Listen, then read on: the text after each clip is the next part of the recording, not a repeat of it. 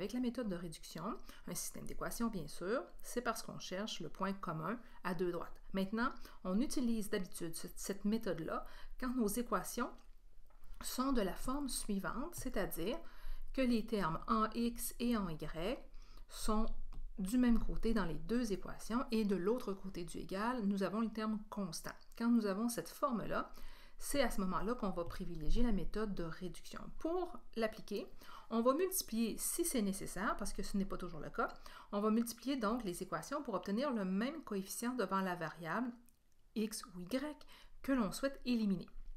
Donc, il y a un choix à faire. On va ensuite additionner ou soustraire nos équations afin d'éliminer cette variable-là. Je vous montrerai ça dans quelques instants à l'aide de 3 exemples. Et ensuite, on va résoudre le système d'équations formé par nos variables présentes et on va trouver les deux variables qui étaient ici inconnues. Alors, pour faire ça, allons-y avec un premier exemple. Vous avez deux équations et vous remarquez que dans les deux équations, les termes en x et en y se trouvent à gauche du égal dans chacun des cas. Pour appliquer la méthode de réduction, c'est nécessaire d'avoir une structure un peu différente de ce qu'on a appliqué dans les deux autres méthodes. Donc, je vais écrire mes deux équations, l'une en dessous de l'autre, en m'assurant à chaque fois de bien superposer les variables et les termes constants qui sont à droite. Ensuite, je regarde mes équations. J'observe rapidement que ce serait possible pour moi, facilement, de créer le même coefficient devant la variable y. En effet, je pourrais très bien prendre ma deuxième équation et la multiplier par 2. De cette façon-là, ça me permettrait de modifier mes équations et la deuxième équation deviendrait 2x plus 2y est égal à moins 8. Et la première équation, je ne lui fais rien. Pourquoi je ne lui fais rien? Parce qu'elle a déjà devant son y le coefficient 2. Ensuite, ce que je vais faire, puisque devant mes y, c'est le coefficient 2 positif qui est présent, la seule façon de les éliminer, c'est de soustraire au complet mes deux équations. Donc là, si je soustrais mes deux équations, il faut que je sois prudente parce qu'il va falloir que je soustrais chacun des termes de celui qui est au-dessus de lui. Donc, si on y va doucement, on va obtenir 3x moins 2x, donc il reste ici un seul x. 2y moins 2y, il n'y a plus de y. Je ne vais pas écrire 0y, ce terme-là disparaît complètement. Ensuite, en dessous du égal, je vais avoir 5 moins 8. Faites attention ici, on a deux négatifs qui se rencontrent. 5 moins 8, c'est comme 5 plus 8, donc 13. Donc, ça signifie qu'on a trouvé que quand les deux droites se touchent, elles se trouvent directement quand le x vaut 13. Et ensuite, il nous reste à trouver le y. Donc, je vais utiliser ici la deuxième équation. X plus y est égal à moins 4. Moi, je sais que mon x vaut 13. Donc, je vais le substituer dans cette équation-là. Ensuite, pour m'en débarrasser, je vais faire moins 13 des deux côtés. Donc, y est égal à moins 17. Ce qui signifie que quand mes deux droites se touchent, leur point de rencontre se situe à 13 moins 17. Donc, l'avantage de cette méthode-là, c'est qu'on arrive rapidement à une solution avec des équations qui ne seraient peut-être pas commodes à isoler, donc l'une des variables. Deuxième exemple. Donc, ici, les deux équations que j'ai, 2x moins 2y égale 16 et x plus 3y égale moins 12, dans ces deux équations-là, je vais choisir, et c'est un choix qu'on peut toujours faire si ça nous permet quand même de résoudre. Moi, je vais décider dans quelques instants que la variable que je vais éliminer, ce ne sera pas les y, mais plutôt les x. Pourquoi?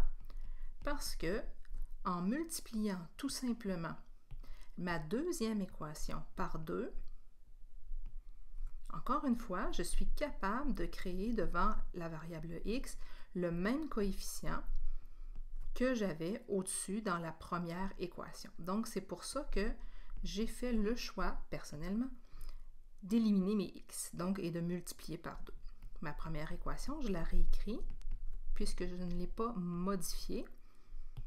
Ensuite, je vais soustraire mes équations. Ici, je soustrais parce que devant mes variables x, les deux coefficients sont de même signe. Ici, ils sont pairs, donc c'est seulement les soustrayants qui vont s'éliminer et non pas en s'additionnant. Si je les soustrais, 2x moins 2x il ne reste plus aucun x, c'est ce qu'on voulait, éliminer nos x, moins 2y moins 6y, ça donne moins 8y, et 16 moins 24, c'est comme 16 plus 24, donc 40. Pour ici, me débarrasser du moins 8, donc éliminer le moins 8, je vais faire l'opération contraire, c'est-à-dire diviser, et je vais obtenir y est égal à moins 5. Donc ici, parce que j'ai fait le choix d'éliminer mes x en commençant, j'ai obtenu la variable y. C'est normal. Maintenant, pour trouver l'autre variable, je vais prendre la deuxième équation, x plus 3y est égal à moins 12, et à l'intérieur de cette équation-là, je vais aller remplacer, donc substituer la valeur de mon y que je connais maintenant, qui est moins 5. Donc, x moins 15 est égal à moins 12, puisque 3 fois moins 5 est égal à moins 15. Je vais faire plus 15 des deux côtés pour éliminer ce terme-là et isoler la variable x. Donc, x est égal à 3. Ce qui nous permet donc de dire que la solution du deuxième système, elle se trouve à 3 moins 5. Faites bien attention, x c'est toujours la valeur qu'on inscrit au départ et y à la fin. Dernier exemple pour vous montrer comment on peut aussi utiliser la méthode de réduction, mais cette fois-ci en manipulant les deux équations. Donc, tout d'abord, je vais écrire ma première équation au-dessus et en dessous, je vais aller placer 5x plus 2y est égal à 12. Et là, vous remarquez qu'ici, la seule façon pour moi de réduire mes équations est d'éliminer une des variables. Donc, je peux multiplier par 2 la deuxième équation pour obtenir 4, mais je pourrais aussi multiplier mes deux équations. Par exemple, quelqu'un qui voudrait éliminer les x pourrait décider de multiplier la première équation par 5 et la deuxième équation par 3, ce qui créerait le coefficient 15 devant chacune d'elles. C'est ce que je vais faire pour que vous ayez au moins un exemple d'application de ça. Donc, je vais multiplier, et je répète pourquoi je le fais. Je veux vous montrer comment on peut multiplier les deux équations pour les modifier et éliminer malgré tout nos variables. Donc, allons-y. Je vais multiplier la première équation par 5 et la deuxième par 3. Donc, j'ai choisi les coefficients des équations qui sont l'une et l'autre réciproques. Donc, pour la première, je vais avoir 15x plus 20y est égal à 50. Et ensuite, 15x plus 6y est égal à 36. Maintenant, on remarque bien que devant mes x, j'ai le même coefficient, c'est-à-dire 15. Donc là, je vais aller soustraire toute ma deuxième équation à la première. 15x moins 15x, il n'en reste plus. Ensuite, 20y moins 6y, ça fait 14y. Et 50 moins 36, 14.